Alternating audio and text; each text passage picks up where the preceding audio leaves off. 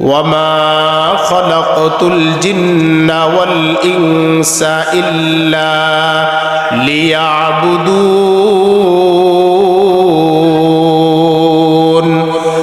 আল্লাহ তাআলা বলেন গোলাম আমার, আমি মানব এবং জিন জাতিকে তৈরি করেছি আমি আল্লাহর দাসত্ব করার জন্যে, আমি আল্লাহর ইবাদত করবার জন্যে। আর পুরো জগৎটাকে বানাইছি মানব এবং জিন জাতির খেদমত করার জন্যে। বলেন সুবহানাল্লাহ। আমাদের দায়িত্ব কয়টা? একটা, সেটা হলো আল্লাহর গোলামি করা। কার গোলামি? আল্লাহর গোলামি করবার জন্য আল্লাহ পাক রব্বুল আলামিন আমাকে আপনাকে তৈরি করেছেন। মানব এবং জিন জাতিকে আল্লাহ পাক রব্বুল আলামিন শুধুমাত্র একটা দায়িত্ব দিয়েছেন, সেটা হলো আল্লাহর গোলামি করা। কার গোলামি? আল্লাহর গোলামি করা। যে বান্দা আল্লাহর গোলামি করবে, যে বান্দা আল্লাহর ইবাদত বন্দেগী করবে, যে বান্দা আল্লাহ পাকের সমস্ত বিধিবিধানগুলো মানবে, কাল কিয়ামতের ময়দানে মহান রব্বুল আলামিন তাকে নিজ বান্দা বইলা কবুল করা নিবে। জোরে বলুন সুবহানাল্লাহ। মা খালাকাতুল জিন্না ওয়াল ইনসি বখা জুজ ইবাদত নিস্তে মাকসুদাত জাহা। ইবাদত ব্যতীত আল্লাহ পাকের কোনো উদ্দেশ্য নাই। আমাদেরকে সৃষ্টির একমাত্র উদ্দেশ্য হলো আল্লাহ পাকের ইবাদত করা। আল্লাহ পাক জানায়া দিলেন, বান্দা তোমার একটা দায়িত্ব আমি আল্লাহ দিলাম, সেটা হলো তুমি একমাত্র আমি আল্লাহর দরবারে সেজদা দিবা, আমি আল্লাহর ইবাদত করবা। পৃথিবীর অন্য কারো সামনে মাথা ঝুঁকাইবা না। জোরে বলুন সুবহানাল্লাহ। আল্লাহ পাক রব্বুল আলামিন জানায়া দিলেন, বান্দা তোমার দায়িত্ব একটা, কেবলমাত্র আমি আল্লাহর ইবাদত করা। আল্লাহ পাক দায়িত্ব দেওয়ার পরে জানায়া দিলেন, বান্দা তোমার দায়িত্বটা তোমাকে জানায়া দিলাম। আরেকটা কথা শুনিয়া নাও, ইন্নাহু লাকুম আদুউম মুবিন।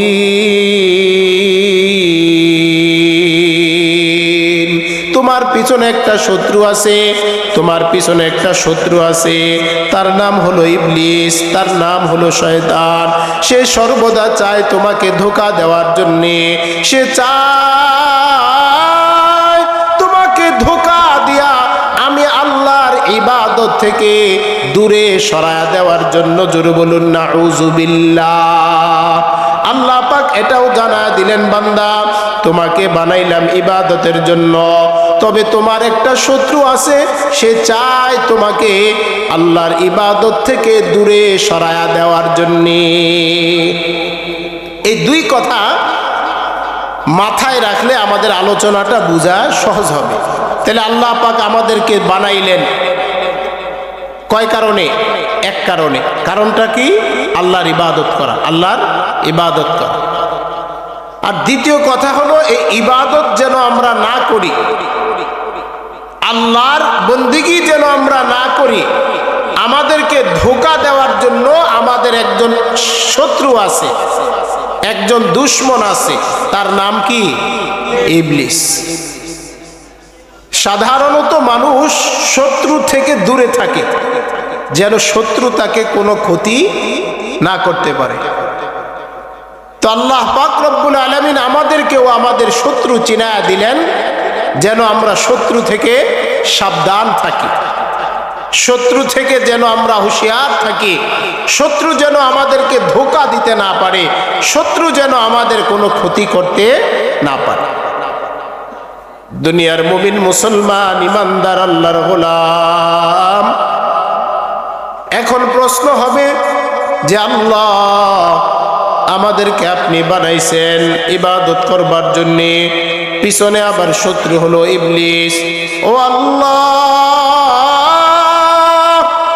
আপনি আবার কোরআনের মধ্যে বলছেন ওয়া খুলিকাল ইনসানু দাঈফা। আল্লাহ আপনি মানুষকে বানাইছেন খুব দুর্বল কইরা, খুব দুর্বল করে আল্লাহ আপনি মানুষ বানাইছেন। মানুষ বিভিন্ন প্রাণী থেকেও দুর্বল। মানুষ মশার ডরে মশারির ভিতরে ঢোকে। সামান্য একটা প্রাণী মশা, এই মশার আক্রমণ থেকে বাঁচার জন্য মশারি টানায়, কয়েল জ্বালায়, ইত্যাদি ইত্যাদি। আল্লাহ পাক রব্বুল আলামিন মানুষকে দুর্বল করে বানাইছে। এখন যদি জিজ্ঞাসা করেন আল্লাহ আপনি তো আমাদেরকে দুর্বল করে বানাইছেন, কখনো যদি শয়তান আমাদেরকে ধোঁকা দেয়, কখনো ইবলিস যদি আমাদেরকে ধোঁকা দিয়া ফালায়, আমরা যদি গুনাহ করে ফালাই, আল্লাহ শয়তানের ধোঁকায় পড়া যদি আমরা গুনাহ করে ফেলাই, তাহলে কি আল্লাহ আপনি আমাদেরকে দূরে সরায়া দিবেন? আল্লাহ বলেন, না না বান্দা, তোমাদের শত্রু আছে এটাও আমি জানি, তোমরা দুর্বল এটাও আমি জানি, কিন্তু বান্দা কখনো যদি গুনাহ করে ফেলাও, আমি আল্লাহ তোমাকে দূরে সরায়া দিব না। জোরে বলুন সুবহানাল্লাহ। আতিনা ফি দারে দুনিয়া না হাসান, আতিনা ফি দারে উকবানা হাসান, ইয়া গিয়াসাল মুস্তাগীসিন আহদিনা লাফতিখারা বিল উলুমে ওয়াল গিনা। ও দুনিয়ার মুমিন মুসলমান ইমানদার আল্লাহর গোলাম, আল্লাহ বলেন বান্দা যদি কখনো গুনাহ হয়ে যায়, আমি আল্লাহ তোমাকে দূরে ঠেলা ফালায়া দিব না, দূরে সরা দিব না। তোমার জন্য একটা রাস্তা খোলা, তুমি যদি আমি আল্লাহর দরবারে তওবা করতে পারো, আমি আল্লাহ তোমাকে আমার কাছে টেনে নিব। ও বান্দা, কখনো যদি তোমার গুনাহ হয়ে যায়, আমি আল্লাহর কাছে ফিরে আসার একটা মাত্র রাস্তা, সেটার নাম হলো তওবা। সেটার নাম কি? আল্লাহ তাআলা বলেন, কুল ইয়া ইবাদিয়াল্লাযীনা আসরাফু আলা আনফুসিহিম লা তাকনাতু মির রাহমাতিল্লাহ ইন্নাল্লাহা ইয়াগফিরুয যুনুবা জামিআ ইন্নাহু হুয়াল গফুরুর রহিম। আল্লাহ তাআলা বলেন, বান্দা আমি তোমাদের জন্য একটা বিশেষ অফার ঘোষণা করলাম। কুল, হে নবী আপনি আপনার উম্মতদেরকে জানায়া দেন, ইয়া ইবাদিয়াল্লাযীনা আসরাফু, আল্লাহ পাক ঘোষণা করেন, ও আমার বান্দারা যারা গুনাহ করে ফেলাইছো, যারা নিজের নফসের প্রতি জুলুম করে ফেলাইছো, শয়তানের ধোঁকায় পড়ে যারা অন্যায় কাজ করে ফেলাইছো, পাপ কাজ করে ফেলাইছো, লা তাকনাতু মির রাহমাতিল্লাহ, আল্লাহর রহমত থেকে নৈরাশ হইও না, আল্লাহর রহমত থেকে নিরাশ হইও না। ইন্নাল্লাহা ইয়াগফিরুয যুনুবা জামিআ, আল্লাহ পাক তোমাদের সমস্ত গুনাহ খাতাগুলো মাফ করে দিবেন। ইন্নাল্লাহা ইয়াগফিরুয যুনুবা জামিআ ইন্নাহু হুয়াল গফুরুর রহিম। আল্লাহ পাক ক্ষমাশীল, আল্লাহ পাক দয়ালু। যদি বান্দা তওবা করার মতো আমি আল্লাহর কাছে তওবা করতে পারো, তোমাকে মাফ করে দিব। জোরে বলুন সুবহানাল্লাহ।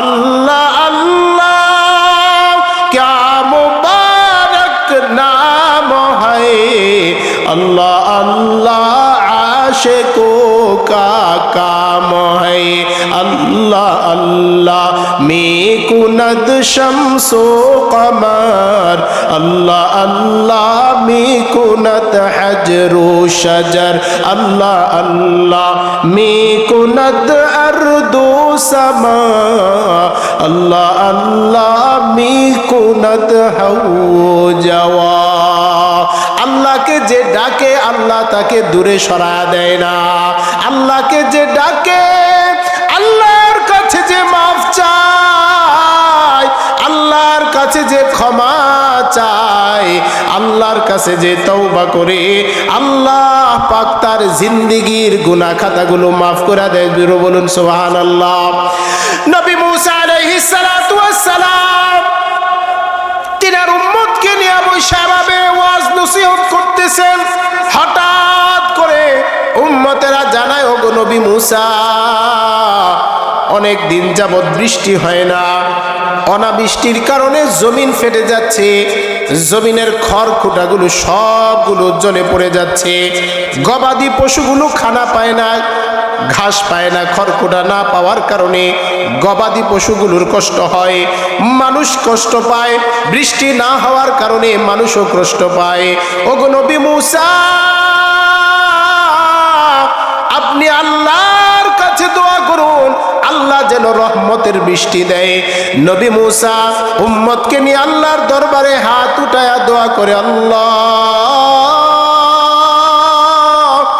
জমিনে পানি নাই রহমতের বৃষ্টি দ্বারা আপনি জমিনকে সিক্ত করে দেন নবী মুসা দোয়া করছে আল্লাহ পাক ওহী পাঠাইছেন ওগো মুসা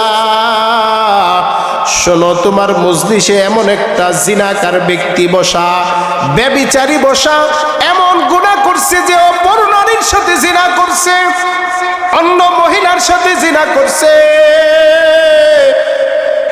ওই বান্দা যদি তোমার মজলিস থেকে উঠা যায় আমি আল্লাহ বৃষ্টি দিব আল্লাহ পাক মুসা নবীকে ওহীর মাধ্যমে জানায়া দিলেন মুসা নবী ঘোষণা করলেন ও আমার উম্মতেরা এখানে যারা আছো এমন একজন ব্যক্তি আছো যে জিনা করছো সেই মজলিস থেকে উঠা চলে যাও আল্লাহর ঘোষণা এই পাপী বান্দা যদি এই মজলিস থেকে উঠা চলে যায় আল্লাহ পাক রহমতের বৃষ্টি দিবেন মুসা নবী ধমক দিয়া বললেন যদি নিজ ইচ্ছায় স্ব ইচ্ছায় না উঠো আল্লাহ পাক ওহীর মাধ্যমে আমাকে ওই ব্যক্তি চিনায়া দিবেন আমি তাকে ঘাড় ধাক্কা দিয়ে আমার মজলিস থেকে বাহির করে দিব মুসা নবী এই ঘোষণা করার পরে মজলিসের মাঝে ওই পাপী বান্দা চোখের পানি ছাড়া তো কান্না করতে পারে না কারণ পাশের লোক বুঝা ফেলবে হায় পাপী তো এই ব্যক্তি কান্না করে চোখের পানি ফালায়া কান্না করে পাশের মানুষজন বুঝা ফেলবে উঠাও যাইতে পারে না লোকজন দেখা ফেলবে হায় পাপী তো এই বান্দা বুঝা ফেলবে বান্দা কানতেও পারে না বান্দা উঠাও যাইতে পারে না বান্দা অন্তরের চোখ দ্বারা পানি ফালায়া আল্লাহর দিকে মোতাওয়াজ্জু হইয়া ওই মজলিসে বৈশা অন্তরটাকে আল্লাহর দিকে ঝুঁকায়া মনে মনে ডাক দিয়া বলে মালিক কত গুনাহ করছি তুমি কাউকে জানাও নাই তোমার সত্তার নাম দিয়া তোমার সত্তার নামের উসিলায় তুমি আমার গুনাহগুলা ঢেকে রাখছো মালিক কত গুনাহ করছি পৃথিবীর কেউ জানে না আমার স্ত্রী জানে না আমার মা বাবা আমার সন্তান কেউ জানে না আল্লাহ এতদিন গুনাহের কারণে তুমি বৃষ্টি বন্ধ করো নাই সূর্যের আলো বন্ধ করো নাই দিন রাতের পরিবর্তন তুমি বন্ধ করো নাই কিন্তু আল্লাহ তুমি বুঝি আমার উপর নারাজ হইয়া বৃষ্টি এখন বন্ধ করে দিছো। আল্লাহ তুমি তোমার নবীকে জানা দিছো আমি যদি না উঠে যাই বৃষ্টি দিবা না। কিন্তু আল্লাহ এখন যদি আমি উঠে যাই আমার পাড়া প্রতিবেশী আমার বন্ধু বান্ধব সবাই জানা ফেলবে এই ব্যক্তি পাপী, এই ব্যক্তি গুনাহ করছে। ও আল্লাহ জীবনের মতন তোমার কাছে তওবা করি আল্লাহ, আজকে দিনের পরে আল্লাহ গলায় ছুরি আসবে আর কোনোদিন জিনার গুনাহ করব না। বান্দা অন্তর দিয়া আল্লাহর কাছে তওবা করতে দেরি। মূসা নবী মজলিসেই বসা, তাকায়া দেখে আকাশ সাথে সাথে মেঘাচ্ছন্ন হইয়া আল্লাহর রহমতের বৃষ্টি দুনিয়ায় পড়ে। জোরে বলুন সুবহানাল্লাহ। ইয়া ইলাহি তু মেরা মাবুদ হ্যায়, ইয়া ইলাহি তু মেরা মাশুক হ্যায়। মূসা নবী আল্লাহকে জিগায়, আল্লাহ কাহিনী কি বুঝলাম না, আমাকে কি আপনি অপমান করলেন? মাত্র বললেন আল্লাহ পাপী বান্দা আছে, পাপী বান্দার কারণে আপনি বৃষ্টি দিবেন না। কিছুক্ষণের মধ্যে আবার বৃষ্টি দিলেন, আল্লাহ কাহিনী বুঝলাম না। আল্লাহ পাক ওহী নাযিল করে, মূসা যেই বান্দার কারণে বলছিলাম বৃষ্টি দিব না, আবার ওই বান্দার কারণে আমি বৃষ্টি দিলাম। জোরে বলুন সুবহানাল্লাহ। আল্লাহ পাক যারা দেয় মূসা বান্দা মজলিসে বসে এমন তওবা করছে। বান্দা যখন আমাকে ডাক দিছে, বান্দা যখন আমাকে রব বলে ডাক দিছে, আমার কাছে যখন তওবা করছে, আমার রহমতের দরিয়ায় জোশ উঠে গেছে, সাথে সাথে আমি বান্দাকে মাফ করে দিছি। বলেন সুবহানাল্লাহ। এজন্য আল্লাহ বলেন লা তাকনাতু মির রাহমাতিল্লাহ ইন্নাল্লাহা ইয়াগফিরুয যুনুবা জামিআ ইন্নাহু হুয়াল গফুরুর রহিম। আল্লাহ পাক ক্ষমাশীল, আল্লাহ পাক দয়ালু। এজন্য মুসলমান ইমানদার বুঝাইতে চাইলাম, যদি কখনো গুনাহ হয়ে যায়, যদি কখনো অপরাধ হয়েই যায়, আল্লাহর কাছে প্রিয় হওয়ার একটাই মাধ্যম, সেটা হলো তওবা করা। তওবার রাস্তা ব্যতীত আল্লাহর কাছে প্রিয় হওয়া যায় না। তওবা ছাড়া আল্লাহর কাছ থেকে মাফ নেওয়া যায় না। সগীরা গুনাহ, ছোট গুনাহগুলো ইবাদত বন্দেগীর মাধ্যমে কখনো কখনো মাফ হয়ে যায়, কিন্তু কবিরা গুনাহ আল্লাহর কাছে তওবা ছাড়া আল্লাহ মাফ করেন না। এজন্য দুনিয়ার মুসলমান সর্বদা খেয়াল রাখতে হবে, আল্লাহ দায়িত্ব দিছিলেন কয়টা? সেটা হলো আল্লাহর বন্দেগী করা। আবার পিছনে শয়তান আছে, শত্রু। আবার আল্লাহ আমাদেরকে বানাইছেন দুর্বল কইরা, আমাদেরকে ধোঁকা দিয়া কখনো গুনাহ করা ফালাইতে পারে, গুনাহ করতে পারি, এটা স্বাভাবিক ব্যাপার।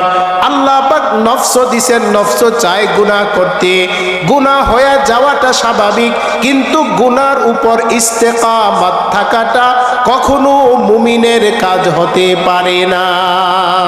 গুনাহ হতেই পারে, তবে এই গুনাহ উপর আমি অটল থাকবো, বারবার এই গুনাহটা আমি করব, এটা একজন মুমিনের শান হতে পারে না।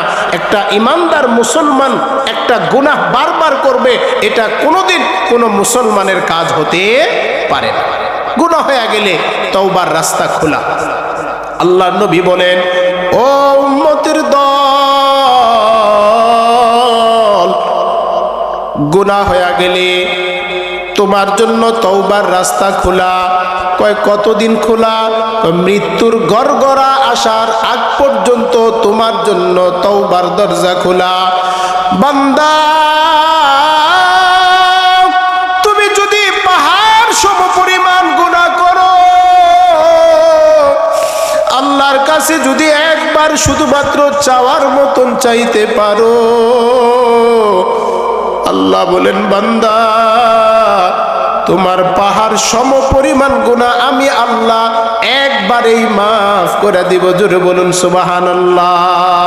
আতিনা ফি দারে দুনিয়া না হাসান, আতিনা ফি দারে উকবানা হাসান, ইয়া গিয়াসাল মুস্তাগীসিন আহদিনা লফতিখারা বিল উলুমে वल गिना, हर गरीदे नेको तू तैयार है, जो न मांगे उससे तू बेजार है।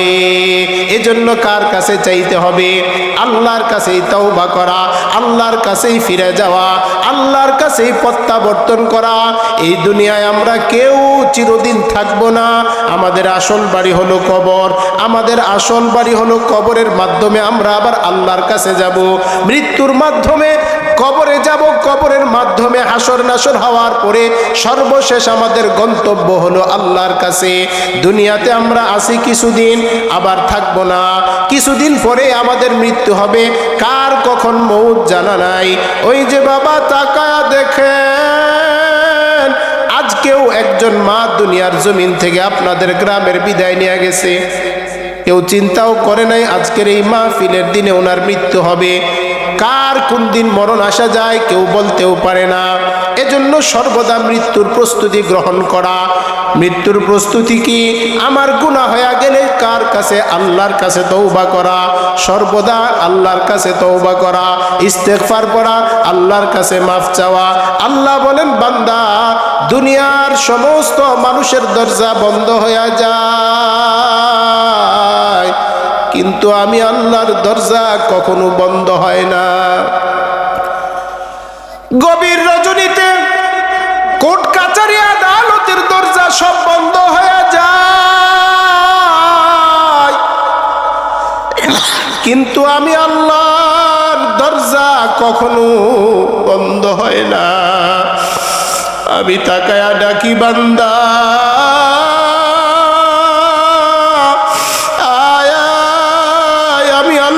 একটাবার ডাক দে, আমি আল্লাহ তোরে কাছে টেনে নিব, আমি আল্লাহ তোরে কাছে টেনে নিব। আমি আল্লাহ তোরে খুব মায়া করে বানাইছি। তুই যখন আল্লাহ বলে ডাক দে, আমি আল্লাহ সহ্য করতে পারি না। বান্দা গুনাহ হয়ে গেলে সাথে সাথে তওবা করে নাও। আল্লাহ বলেন ইয়া আইয়ুহাল্লাযীনা আমানু তুবু ইলাল্লাহি তাওবাতান নাসুহা। আল্লাহ পাক যারা দেয় বান্দা আমি আল্লাহর কাছে মন প্রাণ দিয়া একাকী চিত্তে মাথা অবনত করে মাথাটা ঝুঁকায়া নিজের পাপের উপর শর্মিন্দা হইয়া লজ্জিত হইয়া বান্দা তুমি যদি আমি আল্লাহর কাছে তওবা করো, আমি আল্লাহ তোমার জিন্দেগির গুনাহ খাতা মাফ করে দিব। বলেন সুবহানাল্লাহ। কিতাবের মধ্যে দৃষ্টান্ত দেয় যে একবারে কিভাবে আল্লাহ পাক ক্ষমা করবেন। পাহাড়, লবণের পাহাড়। কিসের পাহাড়? লবণের পাহাড়। মনে করেন যে অনেক দূর থেকে পানির ঢেউ আসছে। পাহাড় কিসের? লবণের। পাহাড় কিসের? লবণের। বিশাল বড় পাহাড়। পানির ঢেউ আইসা এক ঢেউয়ে সমস্ত লবণকে পানি করে দিতে পারে কিনা? লবণের মধ্যে যখন পানি পড়ে এই লবণটা কি হয়ে যায়? পানি হয়ে যায়। তো কিতাবের মধ্যে লিখেন যেন একটা বিশাল লবণের পাহাড় দূর থেকে পানির একটা ধাক্কায় যেমন লবণকে পানি বানায় দিতে পারে, আল্লাহর কাছে কোনো বান্দা যদি একবার তওবা করতে পারে আল্লাহ পাক একবারের তওবায় তার জিন্দেগির গুনাহ মাফ করে দিতে পারেন। এজন্য তওবাটা আমার হতে হবে অন্তর থেকে। আল্লাহ গুনাহ করছি তো আর গুনাহ করব না। কেমন তওবা? হাদিস থেকে ছোট্ট একটা ঘটনা শোনাই। সাহাবীর নাম হযরতে মাইজ ইবনে মালিক রাদিয়াল্লাহু তাআলা আনহু। আল্লাহর রাসূলের সমস্ত সাহাবীদেরকে আল্লাহ পাক মাফ করে দিয়েছেন। সমস্ত সাহাবীরা মৃত্যুর আগে আগে আল্লাহ পাক তিনাদেরকে মাফ করে দিয়েছেন। জোরে বলুন সুবহানাল্লাহ। তিনাদের মাধ্যমে যদিও কখনো গুনাহ হয়ে গেছে, অপরাধ যদি কখনো হয়ে গেছে, কিন্তু আল্লাহ পাকের কাছে তিনারা তওবার মাধ্যমে নিজেদেরকে পরিশুদ্ধ করায় নিছেন। এটা আমাদের আকীদা, আহলুস সুন্নাত ওয়াল জামাতের আকীদা হলো সমস্ত সাহাবীরা মাগফুর, আল্লাহ পাক তিনাদের জিন্দেগীর সমস্ত গুনাহ মাফ করে দিয়েছেন। এটা আমাদের আকীদা, বিশ্বাস। সাহাবায়ে কেরামদের প্রতি আমাদের বিশ্বাস হলো সমস্ত সাহাবীদেরকে আল্লাহ পাক দুনিয়াতেই মাফ করে দিয়েছেন। বলেন সুবহানাল্লাহ। এজন্য আল্লাহ পাক ঘোষণা দিয়েছেন কি? রাদিয়াল্লাহু আনহুম ওয়া রাদু আন। সাহাবায়ে কেরাম এমন একটা জামাত, যেই জামাতের প্রতি স্বয়ং আল্লাহ সন্তুষ্ট এবং এই দলটা আল্লাহর উপর সন্তুষ্ট। বলেন সুবহানাল্লাহ। পৃথিবীতে থাকতেই আল্লাহ পাক তিনাদেরকে মাফ করে দিয়েছেন। মুসলমান ভাইরা আমার, বলতেছিলাম সাহাবীর নাম হলো হযরতে মাইজ ইবনে মালিক রাদিয়াল্লাহু তাআলা আনহু। সহিহ মুসলিম কিতাবের মধ্যে লিখেন, এই সাহাবী আল্লাহর রাসূলের কাছে আসছেন। আয়েশা বলেন, ইয়া রাসূলুল্লাহ তাহহিরনি, আল্লাহর রাসূল আপনি আমাকে পবিত্র করেন, আপনি আমাকে পবিত্র করেন। আল্লাহর রাসূল বলেন, ও সাহাবী, ইরজি, তুমি ফিরে যাও, আল্লাহর কাছে তওবা করো, আল্লাহর কাছে মাফ চাও, আল্লাহ তোমাকে মাফ করে দিবেন, ক্ষমা করে দিবেন। এই কথা বলে আল্লাহর রাসূল অন্যদিকে মুখ ফিরায় নিলেন। সাহাবী আবার ঘুরে ওই দিকে আসছেন। আয়েশা একই কথা, আল্লাহর রাসূল আপনি আমাকে পবিত্র করেন, আমি যে গুনাহ করে ফেলছি। আল্লাহর রাসূল আবার বললেন, ও সাহাবী ফিরে যাও, যায়া গোপনে আল্লাহর কাছে মাফ চায়া নাও, আল্লাহ পাক তোমার গুনাহ মাফ করে দিবেন। এই কথা বলে আল্লাহর রাসূল মুখ আবার অন্যদিকে ফিরায় নিছেন। সাহাবী উঠা ওই দিক দিয়া গিয়া বলে, ওগো আল্লাহর রাসূল, আপনি আমাকে ফিরায়া দিয়েন না, আপনি আমাকে পবিত্র করেন, গুনাহ থেকে আপনি আমাকে পবিত্র করেন। আল্লাহর রাসূল আবার এক কথাই বললেন যে, উম্মত যাও যাও, আল্লাহর কাছে যাইয়া ক্ষমা চাও, আল্লাহ মাফ করে দিবেন। তিনবার বলার পরেও সাহাবী চতুর্থবার বলে, ইয়া রাসূলুল্লাহ আপনি আমাকে ফিরায়া দিয়েন না, আমি যে গুনাহ করছি, আমাকে গুনাহ থেকে বাঁচান,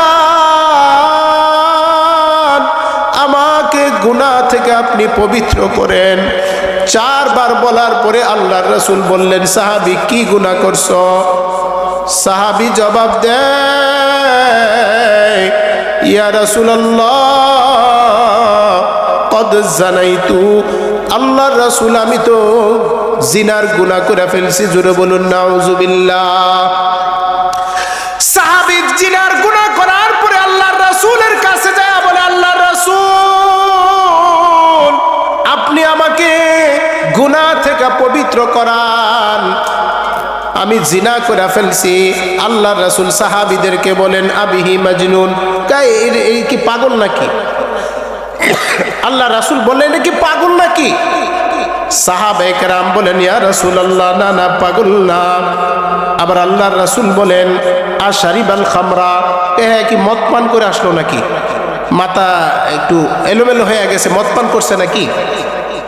সাহাবায়ে কেরাম হাদিসের কথা, এক সাহাবী উঠে গিয়া মুখের মধ্যে শুকে মদের গন্ধ পাওয়া যায় কিনা দেখলো, না না মদের কোনো গন্ধ নাই। বলল, ইয়া রাসূলুল্লাহ মদের কোনো গন্ধ নাই, তার মাথাও ঠিক আছে, মাতাল না, নেশা করে নাই। সাহাবী বলেন, ইয়া রাসূলুল্লাহ আমি সজ্ঞানে আপনার কাছে স্বীকার করি, ইয়া রাসূলুল্লাহ আমি তো জিনা করে আসছি, আপনি আমাকে জিনার গুনাহ থেকে পবিত্র করেন। আল্লাহর রাসূল বললেন, ও সাহাবীরা শোনো, যেহেতু এই সাহাবী মাইজ ইবনে মালিক 3 থেকে 4 বার সে নিজের গুনাহ স্বীকার করছে, অতএব সে যেহেতু বিবাহিত, আর বিবাহিত ব্যক্তির জন্য জিনার শাস্তি হলো বুক পর্যন্ত মাটির নিচে খাদায়া পাথর নিক্ষেপ করে তাকে হত্যা করা। আল্লাহর রাসূল ঘোষণা দিলেন, এই ব্যক্তিকে মাটির মধ্যে গর্ত করে এতটুক পর্যন্ত খাদায়া দাও, খাদায়া মাথার উপরে পাথর নিক্ষেপ করে তাকে হত্যা করো। আল্লাহর রাসূল সাল্লাল্লাহু আলাইহি ওয়াসাল্লামের এই কথা অনুযায়ী সাহাবায়ে কেরাম এই সাহাবীকে নিয়ে গেল, নিয়ে পাথর নিক্ষেপ করতেছেন। হঠাৎ করে আল্লাহর রাসূল সাল্লাল্লাহু আলাইহি ওয়াসাল্লামের এক সাহাবী পাথর নিক্ষেপ করছেন। পাথর নিক্ষেপ করার ফলে ওই সাহাবীর গায়ের 1 ফোঁটা রক্ত ওই সাহাবীর গায়ে গিয়া পড়ছে। সাহাবী এই জিনিসটাকে একটু খারাপ নজরে দেখছে। হাদিসের মধ্যে লিখেন, ব্রু কুঞ্চিত করলো। সাহাবী এই জিনিসটাকে খারাপভাবে দেখলো যে হায়, একজন জিনাকার ব্যক্তির রক্ত বুঝি আমার শরীরে পড়লো।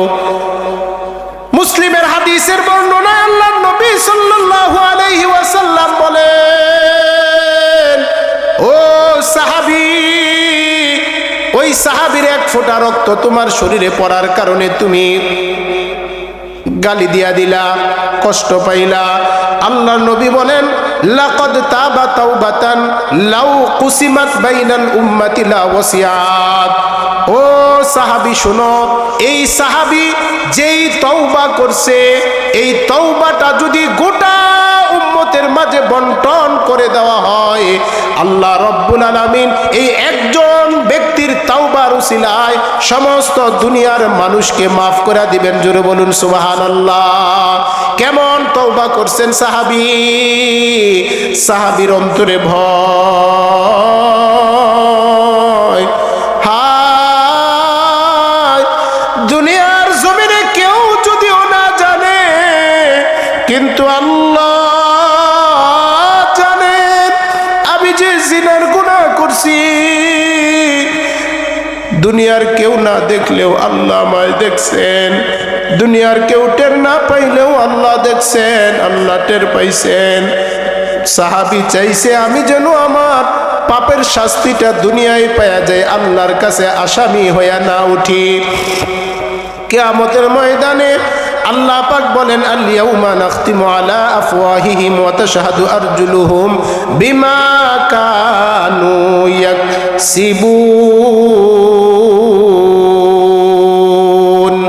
আল্লাহ রাব্বুল আলামিন কোরআনুল কারীমের মধ্যে বলেন, বান্দা কিয়ামতের ময়দানে আল্লাহ রাব্বুল আলামিন সকলের জবান বন্ধ করে দিবেন, সকলের জবান বন্ধ হয়ে যাবে, কথা বলার কোনো শক্তি থাকবে না।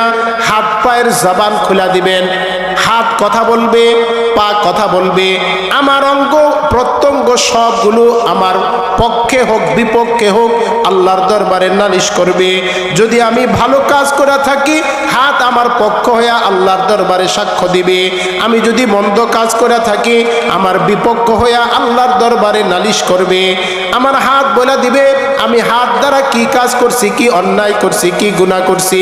আমার পা বলে দিবে আমি পা দ্বারা কি গুনাহ করছি, কি অন্যায় করছি। আমার চোখ বলে দিবে, আমার কান বলে দিবে, আমার সঙ্গ প্রত্যঙ্গগুলো আল্লাহর দরবারে আমার পক্ষে হোক অথবা বিপক্ষে হোক আল্লাহর দরবারে নালিশ করবে। এজন্য দুনিয়ার কেউ যদি আমার গুনাহ না জানে, আল্লাহ কিন্তু আমার গুনাহ সম্পর্কে জানে। দুনিয়ার কেউ যদি আমার গুনাহ সম্পর্কে না জানে, না দেখে, টের নাও পায়, আল্লাহ পাক জানেন, আল্লাহ পাক দেখেন, আল্লাহ পাক অবগত আছেন। এই জন্য আল্লাহ পাক বলছেন, বান্দা তোমাকে একটা দায়িত্ব দিলাম ইবাদত করা, তোমার পিছনে আবার লাগায় দিলাম শত্রু, তুমি আবার দুর্বল। তোমার মাধ্যমে কখনো যদি গুনাহ হয়ে যায়, অন্যায় হয়ে যায়, পাপ হয়ে যায়, তবে এর থেকে বাঁচার একটাই মাত্র রাস্তা, সেটা হলো আল্লাহর কাছে তওবা করা। আল্লাহ বলেন, বান্দা যদি তওবা করতে পারো, ইন্নাল্লাহা ইয়াগফিরুয যুনুবা জামিআ, তুমি যদি তওবা করতে পারো, আল্লাহ তোমার জিন্দেগীর গুনাহ খাতাগুলো মাফ করে দিবে।